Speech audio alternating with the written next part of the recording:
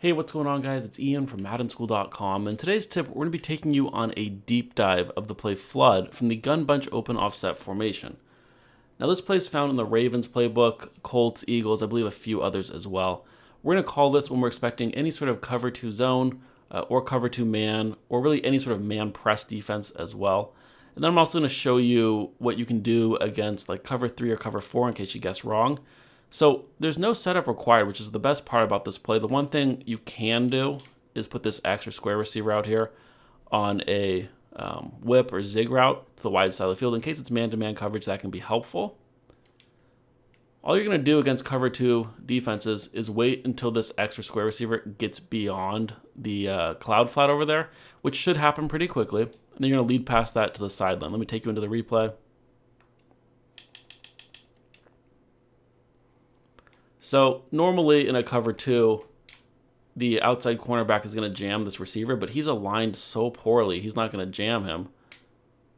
So the safety can't get outside to the sideline fast enough, and because this B receiver's route's almost like a fade route, it's not a normal streak route, he's not going to be anywhere close. Should be a one-play touchdown, especially if you have an even faster guy out there that's going to be even more open. So again, just watch that outside cornerback right as we get by him. We lead pass up the field. We rack catch up by holding down the X or square button on PlayStation. Easy walk into the end zone. But some people like to do some different things. So like let's say they use press coverage. That's going to help it out a little bit, but still what you're going to notice, we're just going to run by this cornerback. Sometimes you'll get jammed a little bit, but you still run right by him. Press coverage doesn't help.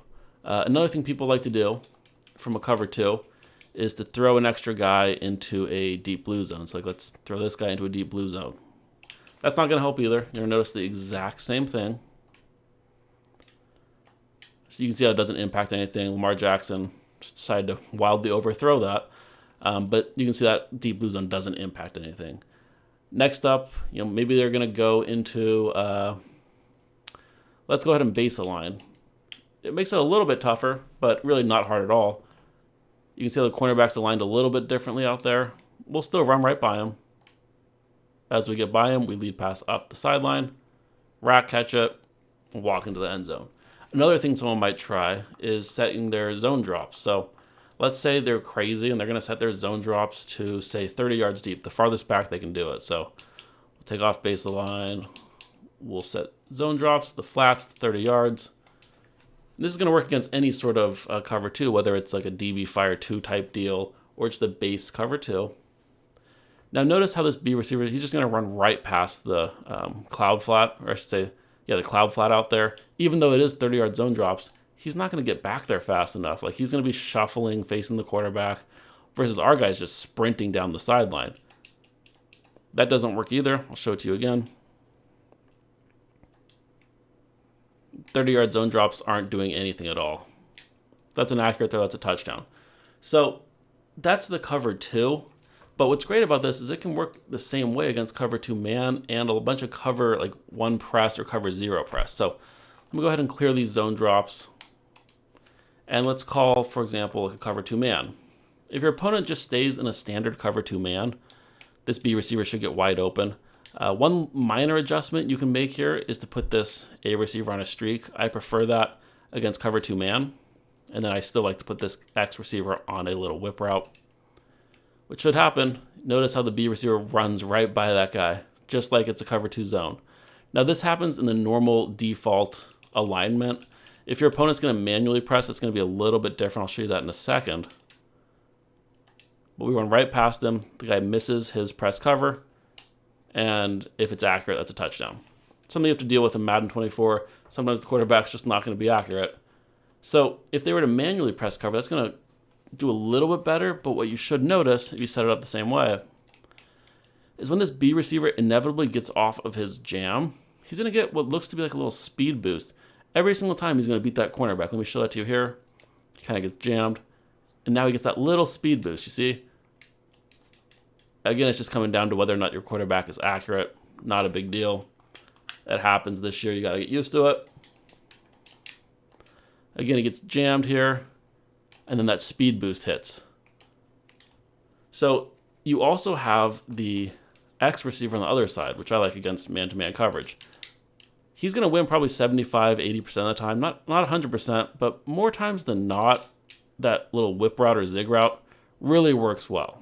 So when your opponent really starts committing to that right side, hit him with like a whip over there to the X receiver, should be open. Now, it's going to work even more effectively against, like, let's say it's a cover one, but they're going to manually press. We set it up this exact same way. And what should happen is we run right by the guy. Now, I didn't lead past that. I thought we had a little bit too much room. We didn't end up having that room. But if I lead past this one, what happens a lot of times in the cover one is the RB tight end is going to run into that cornerback. And then the cornerbacks get confused. And that's going to be a touchdown as well. It's going to be the same thing with like a cover zero if they're press covering. So we do the same call. Like, let's just call Overstorm Brave. Bring them down into press coverage. You should notice that your B receiver is going to win this as well. He gets jammed initially, then he gets that speed boost. And that's what we're looking for. If you have an even faster guy, like a Tyreek Hill type, that's going to be even more open than that. And then remember, you always have, against man coverage, the whip route out here. So it doesn't matter whether they're in press cover or not. If it's man, this guy should win most of the time.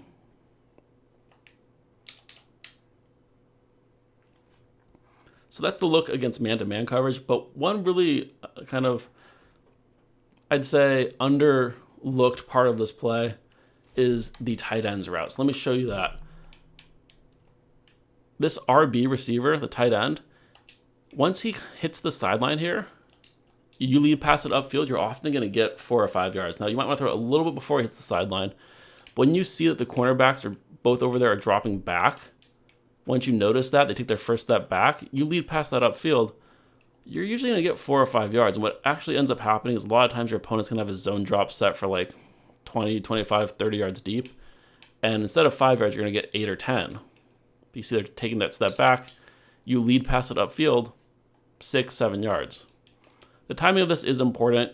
You got to get it right where you can see how you can kind of lead that upfield if you get the timing right. That's going to work against cover 3, cover 2, cover 4.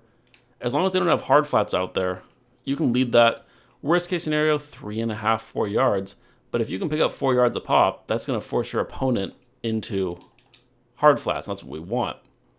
So last thing I'm going to show you is the cover 4 drop. So you can do the same thing. Lead pass it upfield. You're going to get 4 or 5 yards. Now, you do have to just make sure that those guys are dropping back. So make sure that both the cornerback in the slot, this guy, and this guy, both of their steps should initially be back. If any of them take any steps forward right off the bat, then it's either man or it's a hard flat, and you're not going to want to throw this tight end. But if you see them dropping back, that's 7 yards really, really easily. So remember, run this from the right hash mark. There's not really any setup required unless you want to throw this guy on a whip route, or if you see man, you can throw this guy on a streak route. Just run it to the short side of the field, and you should see really nice results, especially if it's cover 2 man or cover 2 zone.